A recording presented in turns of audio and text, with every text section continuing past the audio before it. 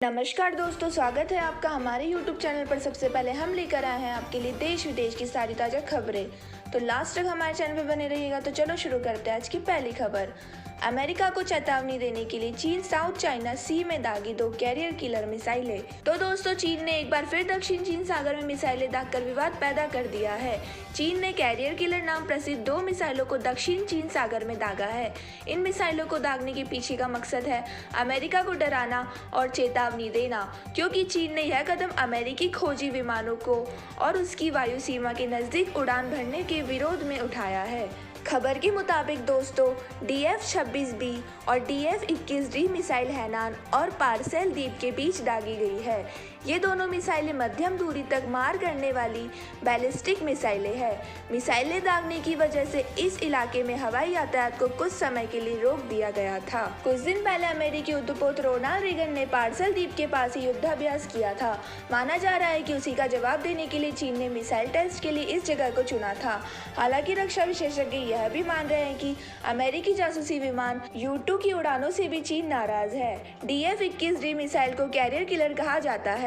Defence expert कहते हैं कि अगर यह मिसाइल किसी युद्धपोत की तरफ दागी जाती है तो उसे पूरी तरह से नष्ट कर देती है। DF-26B मिसाइल को उत्तर पश्चिम में स्थित क्विघाई प्रांत से लॉन्च किया गया था।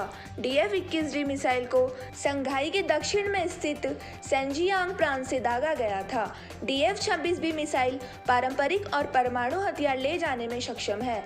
चीन ने पिछले साल अमेरिका और रूस के साथ हुए intermediate range nuclear process treaty से खुद को वापस खींच लिया था, जिसकी वजह से अमेरिका लगातार चीन पर आरोप लगा रहा है कि वह अंतर्राष्ट्रीय नियमों की धज्जियां उड़ा रहा है। तो दोस्तों, अमेरिका ने चीन की 24 कंपनियों को उस सूची में डाल दिया है जो चीन की सेना की मदद करती है, जिसके बाद ये कंपनियां अमेरिका में अपना बिजनेस नहीं कर पाएगी। इन कंपनियों को इनसे जुड़े लोगों के खिलाफ कड़ी जांच भी होगी। अमेरिका ने आरोप लगाया था कि ये कंपनियां साउथ चाइना सी में आर्टिफिशियल द्वीप बनाकर उनके सैन्य अड्डा बनाने में सहायता करती है। अंतर्राष्ट्रीय जल क्षेत्रों में द्वीप के निर्माण को लेकर चीन की कई बार आलोचना हो चुकी है। इसी के साथ दोस्तों, चलते हैं आज के अगले मुख्य समाचार की ओर। तुर्की के खिलाफ UAE ने भेजे 4 F-16 फाइटर प्लेन, गहराया संकट। तो दोस्तों, तुर्की के खिलाफ UAE ने एक बड़ा कदम उठाया है। रिपोर्ट के मुताबिक UAE ग्रीस में तुर्की के खिलाफ उतर आया है। UAE ने ग्रीस की हेलेनिक एयरफोर्स के साथ संयुक्त अभ्यास करने के लिए अपने 4 फाइटर जुटे F-16 भेजे हैं। रिपोर्ट के मुताबिक फाइटर जेट सोदा बे एयरबेस में तैनात किए जाएंगे और ग्रीस की सेना के साथ पूर्वी भूमध्य सागर में संयुक्त सैन्य अभ्यास करेंगे। UAE के इस कदम के बाद दोनों मुस्लिम देशों के बीच में टकराव बढ़ने की आशंका है। तो दोस्तों, UAE ने ये कदम ऐसे वक्त में उठाया है जब तुर्की के साथ ग्रीस का तनाव चरम पर है। तुर्की ने पिछले महीने ग्रीस के समुद्री क्षेत्र में खनन करने के लिए नौसेना के जहाज़ों की तैनाती की थी। तुर्की विवादित समुद्री इलाकों पर अपना दावा पेश करता है और उसमें गैस भंडार के अभियान में जुटा हुआ है। दोनों देश ही नाटो के सदस्य हैं। हालांकि पिछले कुछ समय में तुर्की के सैन्य संगठन नाटो के साथ संबंध खराब हुए थे। रिपोर्ट के मुताबिक Greece Hellenic National Defence Staff के प्रमुख ने UAE के लेफ्टिनेंट हमाद मोहम्मद थानी अल रुमेती के साथ गुरुवार को बातचीत भी की है। तुर्की के राष्ट्रपति रेचेप तय्यप एर्दोगान ने कहा था कि उनका देश ग्रीस के साथ किसी भी तरह की मुश्किल नहीं चाहता है, बल्कि वार्ता एकमात्र समाधान है। इसी के साथ दोस्तों, चलते हैं आज की अगली मुख्य खबर की और। राज्यों को मुआवजा के लिए खुला RBI का दरवाजा, GST काउंसिलिंग ने दिए 2 विकल्प। तो दोस्तों, GST काउंसिलिंग की 41वीं बैठक 27 अगस्त को हुई है। वित्त मंत्री निर्मला सीतारमण की अगुवाई में इस बैठक में कई फैसले लिए गए हैं। इस बैठक में राज्यों को GST के मुआवजे पर मंथन हुई है। वित्त मंत्री ने बताया कि 5 घंटे तक चली बैठकों में राज्य को 2 विकल्प दिए गए हैं। केंद्र खुद उधार लेकर राज्यों को मुआवजा दे या फिर RBI से उधार लिया जाए। राज्य 7 दिनों के भीतर अपनी राय देंगे, यानी 7 दिन के बाद एक फिर संक्षिप्त बैठक होगी। यह विकल्प सिर्फ इस साल के लिए है। काउंसिलिंग अप्रैल 2021 में फिर बैठेगा और हालात की समीक्षा करेगा। वित्त सचिव के मुताबिक कोरोना की वजह से चालू वित्त वर्ष 2020 और 21 में GST कलेक्शन में 2.35 लाख करोड़ रुपए की कमी की आशंका है। तो दोस्तों, राज्यों को मई, जून, जुलाई और अगस्त यानी 4 महीने का मुआवजा नहीं मिला है। सरकार ने हाल में वित्त मामलों की स्थायी समिति को बताया है कि उसके पास राज्यों को मुआवजा देने के लिए पैसे नहीं है। जीएसटी काउंसिलिंग की बैठक के बाद फाइनेंस सेक्रेटरी ने बताया कि केंद्रीय सरकार ने वित्त वर्ष 2019 और 20 के लिए जीएसटी मुआवजे के रूप में 1.65 लाख रुपए से अधिक जारी किए, जिसमें मार्च के लिए 13,806 करोड़ रुपए शामिल है। 2019-20 के लिए जारी मुआवजे की कुल राशि 1.65 लाख करोड़ है, जबकि ऊपर की राशि 95,444 करोड़ थी। इसी के साथ दोस्तों चलते हैं आज की अगली मुख्य खबर की ओर। मुहर्रम जुलूस निकालने का आदेश पारित करने से सुप्रीम कोर्ट को इनकार।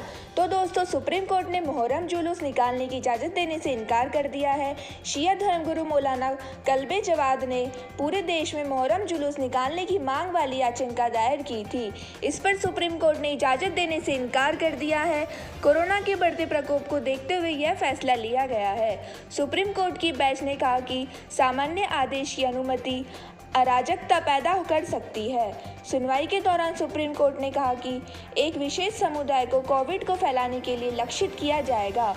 हम उन आदेशों को पारित नहीं करेंगे जो इतने लोगों के स्वास्थ्य को जोखिम में डाल सकते हैं। सीजेआई ऐसे बोबड़े की अध्यक्षता वाली पीठ ने कहा कि मुहर्रम के जुलूस के लिए कोई चिन्हित स्थान नहीं होता है जहां प्रतिबंध और सावधानी बरती जा सकती है। बेंच ने कहा कि आप इस समुदाय के लिए पूरे देश के लिए अस्पष्ट निर्देश मांग रहे हैं। पीठ के वकील द्वारा शिया धर्मगुरु मौलाना कल्बे जवाद के तर्क को भी खारिज कर दिया, जिन्होंने बताया था कि जगन्नाथपुरी मंदिर में रथ यात्रा की अनुमति दी गई थी। अदालत ने कहा कि जगन्नाथपुरी मामला एक विशिष्ट स्थान का था जहां रथ को बिंदु ए से बी तक जाना था। अगर यहां भी एक विशिष्ट स्थान होता है तो हम खतरे का आंकलन कर सकते थे और आदेश पारित कर सकते थे। इसी के साथ दोस्तों चलते हैं आज की अगली मुख्य खबर की ओर। यूपी एक और कैबिनेट मंत्री कोरोना की चपेट में, सिद्धार्थनाथ सिंह की रिपोर्ट आई पॉजिटिव। तो दोस्तों उत्तर प्रदेश में कोरोना वायरस के मामले लगातार बढ़ते जा रहे हैं। योगी सरकार के कैबिनेट मंत्री भी लगातार इस वायरस का शिकार हो रहे हैं। गुरुवार को उत्तर प्रदेश सरकार के मंत्री सिद्धार्थनाथ सिंह भी कोरोना वायरस पॉजिटिव पाए गए। उन्होंने खुद ट्वीट करके यह बात की जानकारी दी है।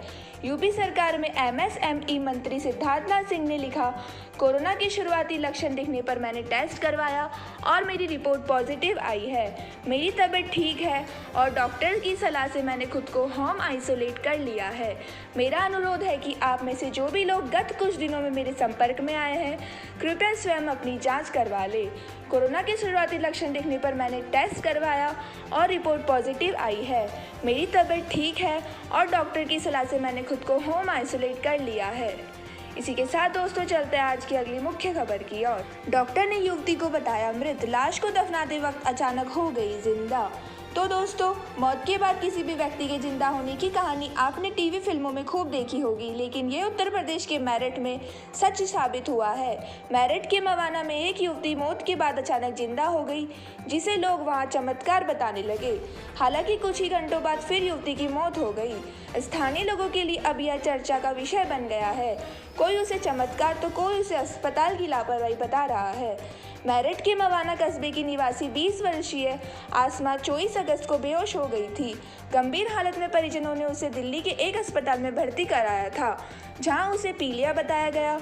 परिजनों ने बताया कि अस्पताल में आसमा ने दम तोड़ दिया था और अस्पताल ने भी उसे मृत घोषित कर दिया था। इसके बाद परिजन उसे सुपुर्दे खाक करने की तैयारी करने लगे, लेकिन अचानक ही युवती के शरीर में हलचल होने लगी और वह जीवित हो उठी। यह देखते ही परिजनों में हड़कंप मच गया। परिजनों के मुताबिक जब दफनाने के लिए कब्र खोदी जा रही थी, उसी दौरान युवती जिंदा हो गई और उसकी सांसें चलने लगी। परिजन फौरन उसे लेकर फिर अस्पताल पहुंचे, लेकिन 12 घंटे के बाद एक बार फिर से ऑक्सीजन बदलते समय युवती की मौत हो गई। इसके बाद युवती को सुपुर्दे खाक कर दिया गया। हालांकि इस वाक्य से वहां के कई लोग हैरान हैं। इसी के साथ दोस्तों चलते हैं आज की अगली मुख्य खबर की ओर। ऑपरेशन में महिला के पेट में तौलिया भरकर डॉक्टर ने लगा दिए थे टाके। तो दोस्तों बिहार में गया में एक डॉक्टर की बड़ी लापरवाही सामने आई है। आरोप है कि डॉक्टर ने ऑपरेशन के दौरान 21 साल की महिला के पेट में तौलिया छोड़ दिया।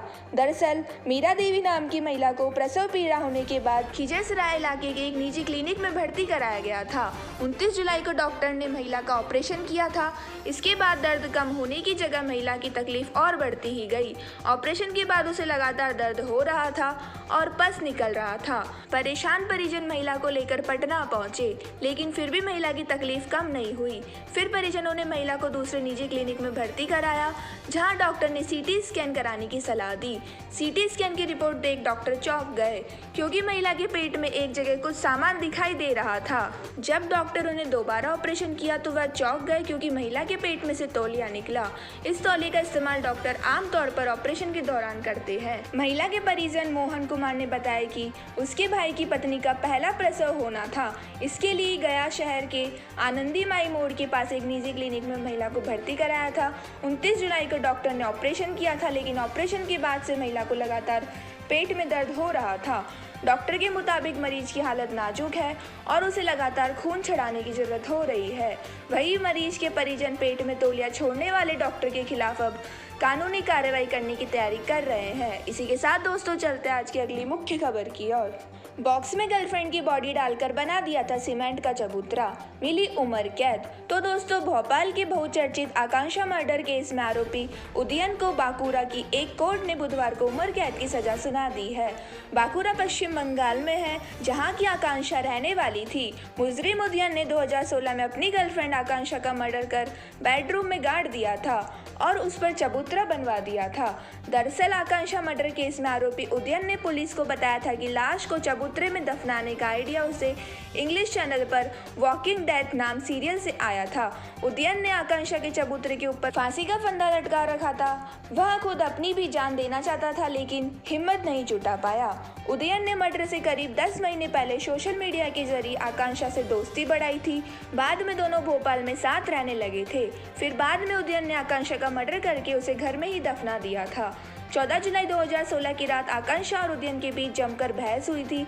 आकांक्षा सो गई, लेकिन उदयन रात भर तक जगता रहा और मारने की प्लानिंग करता रहा। 15 जुलाई की सुबह वह आकांक्षा के सीने पर बैठ गया और तकिए से उसका तब तक मुंह दबाए रखा जब तक उसकी सांसें नहीं थम गई। इसके बाद भी गुस्सा उसका शांत नहीं हुआ। उसने हाथ से उसका गला घोट दिया। ऐसा सिर्फ इसलिए किया क्योंकि आकांक्षा ने अपने एक दोस्त से फ़ोन पर अक्सर बातें करती थी। यह बात उसे नागवार गुजरती थी। आकांक्षा के मर्डर के बाद वह बॉडी को दूसरे कमरे में ले गया। पुराना बॉक्स खाली करके उसमें शव डाल दिया गया। करीब 1 घंटे बाद उसने बॉक्स में सीमेंट घोलकर भर दिया। इसके बाद उस पर चबूतरा सा बना दिया। उदयन पर भी यह आरोप है कि उसने अपने माता पिता की भी हत्या करके उनको बगीचे में गाड़ दिया था। यह केस छत्तीसगढ़ के रायपुर में चल रहा है। इसका फैसला भी आना बाकी है। इसी के साथ दोस्तों चलते हैं आज की अगली मुख्य खबर की ओर। विराट कोहली अनुष्का शर्मा बनेंगे मम्मी पापा, जाने कब गूंजेंगी किलकारियां। तो दोस्तों टीम इंडिया के कप्तान विराट कोहली और बॉलीवुड एक्ट्रेस अनुष्का शर्मा ने अपने फैन को आखिरकार वो गुड न्यूज़ दे दी है, जिसका उन्हें काफ़ी वक्त से इंतजार था। विराट और अनुष्का ने कुछ देर पहले सोशल मीडिया के जरिए बताया है कि वह अगले साल जनवरी में माता पिता बनने वाले हैं। दोनों ने अपने अपने सोशल मीडिया अकाउंट में अपनी एक तस्वीर शेयर की है। तस्वीर में दोनों बेहद खुश नजर आ रहे हैं और इसमें अनुष्का का बेबी बम्प भी साफ नजर आ रहा है। विराट कोहली और अनुष्का शर्मा के इस खूबसूरत खुलासे के बाद सेलिब्रिटी उन्हें बधाइयां दे रहे हैं। महज चंद मिनटों में इंस्टाग्राम पर उनकी पोस्ट को लाखों लोग लाइक कर चुके हैं। टीम इंडिया के तमाम खिलाड़ी अपने कप्तान को मुबारकबाद दे रहे हैं, तो वहीं बॉलीवुड जगत की हस्ती अनुष्का शर्मा को बधाई दे रही है और अपना ख्याल रखने के लिए कह रही है। तो दोस्तों यह थे आज के मुख्य समाचार। तो इस चैनल को लाइक करना, शेयर करना, सब्सक्राइब करना तथा बेल आइकन दबाना ना भूलें। धन्यवाद।